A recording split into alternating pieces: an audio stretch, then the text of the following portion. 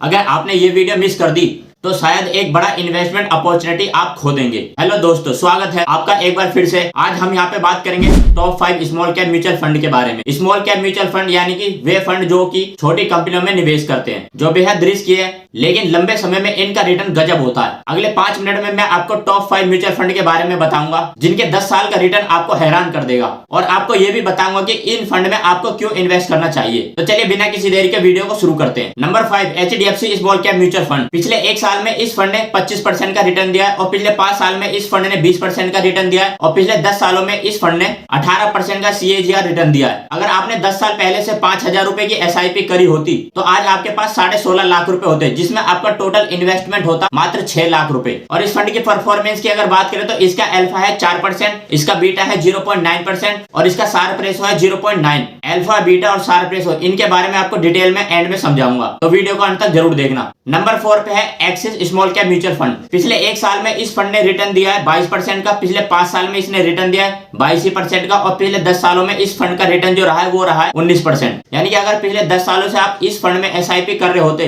तो आज आपके पास 17,64,000 रुपए होते, और जो आपका इन्वेस्टमेंट अमाउंट रहता वो 6 लाख रुपए होता। और इस फंड के अगर परफॉर्मेंस की बात करें तो इसका जो अल्फा है वो है 5%, बीटा है 0.85 और इसका जो शार्प रेशो है वो है 0.9। नंबर 3 पे हमारा Kotak small cap mutual fund. इस फंड ने पिछले एक साल में रिटर्न दिया 28% का, पिछले 5 साल में रिटर्न दिया है 23% का, और पिछले 10 सालों का इसका CAGR रिटर्न जो रहा है वो है 20%। और अगर इस फंड में आप 5,000 की SIP कर रहे होते पिछले 10 सालों से तो आज आपके पास होता 18,80,000 रुपए, और जो आपका इन्वेस्टेड अमाउंट होता वो होता सिर्फ 6 लाख रुपए। इस फंड के परफॉर्मेंस की बात करें तो इसका अल्फा है 6%, इसका बीटा है 0.9 और जो इसका शार्प रेशो है वो है 1। अगला म्यूचुअल फंड जो हमारा सेकंड नंबर पे है वो है SBI small cap mutual fund. पिछले एक साल में इस फंड ने रिटर्न दिया है 30% का, पिछले 5 साल में रिटर्न दिया 25% का, और पिछले 10 साल में इस फंड का जो रिटर्न रहा है वो रहा है 23%। यानी कि कंटिन्यू जो इसका CAGR रिटर्न रहा है 10 सालों में वो है 23%। तो अगर पिछले 10 सालों से आप SIP कर रहे होते तो आज आपके पास होता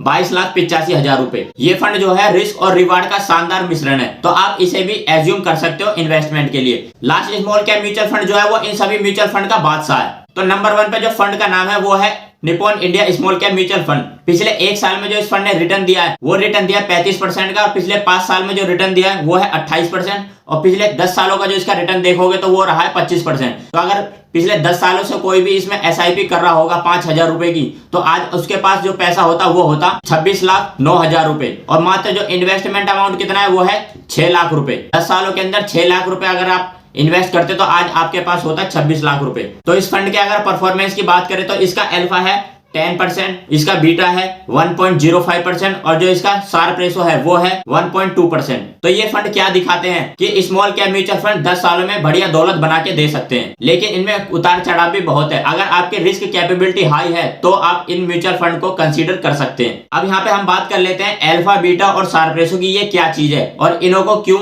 चेक किया जाता है जब हम किसी म्यूचुअल फंड में इन्वेस्ट करने के बारे में सोचते हैं। तो सबसे पहले ध्यान लेते हैं अल्फा के बारे में। अल्फा हमें यह बताता है कि एक फंड अपने बेंचमार्क से कितना बेहतर और खराब रिटर्न बना रहा है, और ये एक फंड मैनेजर की स्किल को भी मापता है। यानी कि अल्फा 1 से अगर जितना ज्यादा होगा वो फंड उतना बढ़िया है, और जितना 1 से कम होगा वो फंड उतना ज्यादा बेकार है। अगला है बीटा। बीटा क्या है? बीटा ये मापता है कि फंड का रिटर्न बेंचमार्क या मार्केट के मुकाबले कितना उतार चढ़ाव कर रहा है, यानी कि कितना वोलेटाइल है। बीटा जितना ज्यादा कम होगा इसका मतलब है कि फंड उतना ही ज्यादा कम वोलेटाइल है, यानी कि कम रिस्की है। नेक्स्ट है शार्प रेशो। शार्प रेशो क्या है? शार्प रेशो हमें यह बताता है कि हमारे फंड ने कितना रिस्क लेकर कितना ज्यादा रिटर्न बनाया है। अगर शार्प रेशो 1 से ज्यादा है तो फंड अच्छा है, क्योंकि ये कम रिस्क लेके ज्यादा रिटर्न बना रहा है। अगर शार्प रेशो 1 से कम है यानी कि इसका मतलब यह है कि फंड रिस्क तो ज्यादा ले रहा है मगर उतना ज्यादा रिटर्न नहीं बना रहा है। तो हमेशा आपको याद रखना है कि जितना ज्यादा शार्प रेशो होगा उसी म्यूचुअल फंड में आपको इन्वेस्ट करना चाहिए। आपको इनमें से कौन सा फंड पसंद आया कमेंट करके जरूर बताना। अगर वीडियो अच्छा लगा तो वीडियो को लाइक जरूर करना, चैनल को सब्सक्राइब करना और बेल आइकन को जरूर दबा देना